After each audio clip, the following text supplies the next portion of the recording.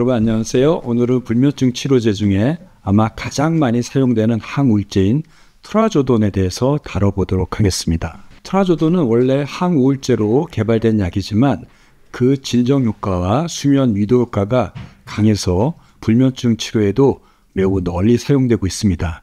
실제로 미국에서 불면증 치료제로 사용되는 약물 중에 넘버원 1등으로 많이 처방되는 약물이 바로 트라조돈입니다. 오늘 영상에서는 트라조돈의 약물 기전, 작용 방식, 효과, 그리고 부작용 등에 대해서 의학적인 연구 결과를 바탕으로 자세히 설명해 보도록 하겠습니다. 트라조돈은 세로토닌을 조절하는 작용을 가지고 있는 비정형성 항우울제 약물입니다. 말이 좀 어렵죠? 우울증은 세로토닌이 부족해서 발생한다고 알려져 있는 가설이 있습니다. 따라서 우울증을 치료할 때는 부족한 세로토닌을 높이는 치료 약물들이 투여됩니다. 바로 세로토닌을 높이는 약물들을 항우울제 약물이라고 하죠.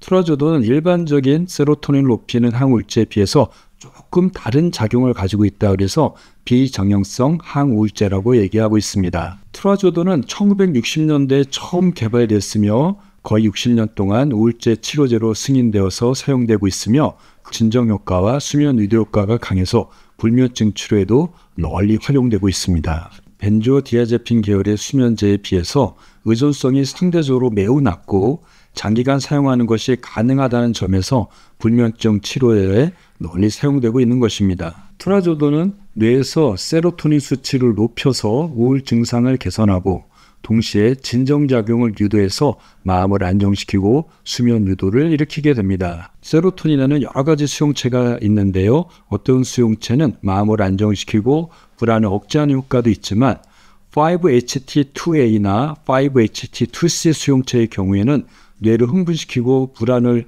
악화시킬 수 있습니다. 이 트라조돈은 이 5-HT2A나 5-HT2C 수용체를 차단함으로써 뇌의 흥분성을 억제하여서 긴장을 풀어주고 불안을 완화시키는 작용을 하며 또한 깊은 수면을 유도할 수 있습니다. 다른 항우울제와는 달리 트라조돈은 세로토닌의 수치만 높이는 것이 아니라 각성을 일으키는 히스타민 수용체를 차단해서 즉 항히스타민 작용을 함으로써 졸음을 유발할 수도 있습니다. 또한 아드레날린을 차단해서 흥분을 일으키는 교감신경을 억제함으로써 이완과 수면을 촉진할 수 있습니다. 이러한 결과로 트라조돈을 불면증 환자가 복용하게 되면 잠드는 데 걸리는 입면시간이 단축되고 중간에 깨는 야간 각성을 줄이며 수면의 질을 향상시킬 수 있습니다. 항우울제를 복용하게 되면 꿈잠으로 알려져 있는 렘수면이 줄어들고 억제되는데요.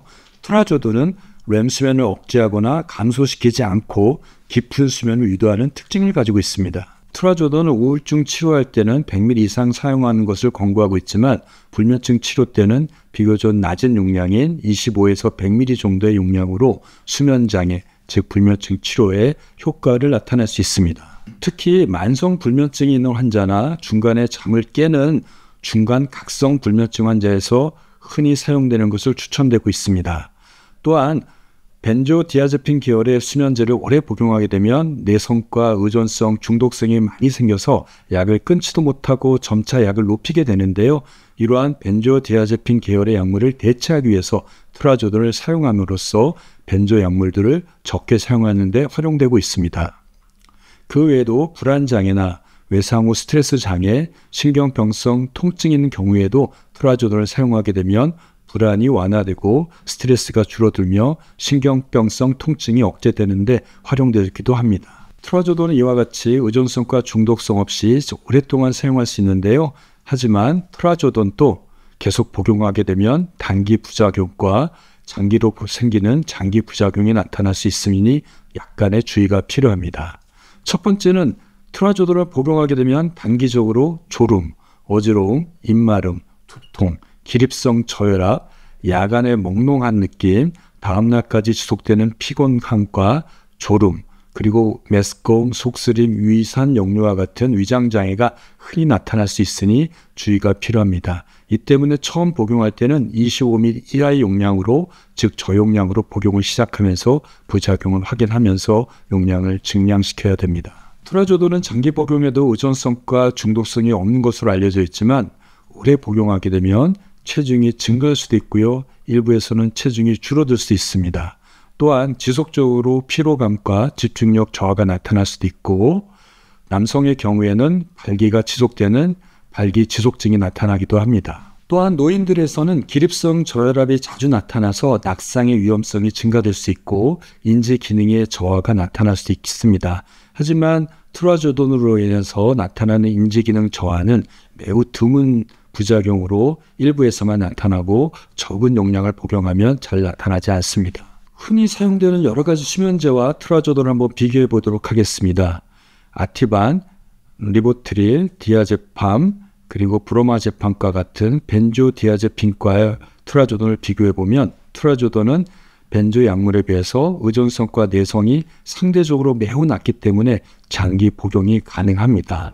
또한 벤조디아제핀 계열의 약물에 비해서 인지기능 저하의 위험성이 상대적으로 낮아서 인지기능이 저하가 있는 노인들한테 흔히 사용될 수 있습니다. 가장 많이 처방되는 수면제인 졸피뎀과 한번 비교해 볼까요? 졸피뎀보다는 수면 중에 이상 행동하는 목류병이나 음식을 먹는 수면 섭취장애의 위험성이 트라조돈은 상대적으로 매우 낮습니다. 따라서 벤조 약물을 복용하고 목류병이나 수면 섭취장애가 있는 분들에게 트라조돈은 대안이 될 수 있습니다. 요즘에 많이 복용하시는 멜라토닌과 비교해 볼까요? 트라조돈은 멜라토닌에 비해서 더 강한 수면 유도 효과를 가지고 있어서 불면증이 심한 환자한테 트라조돈을 먼저 사용할 수 있습니다. 트라조돈을 복용할 때 몇 가지 주의점만 여러분들이 아신다면 안전하게 그리고 불면증 치료에 활용할 수 있을 것입니다. 첫 번째는 적절한 용량을 사용하는 겁니다. 25ml부터 시작해서 최대 100ml까지 복용하시기 바랍니다. 두 번째는 적절한 복용 시간을 맞춰서 복용하는 겁니다.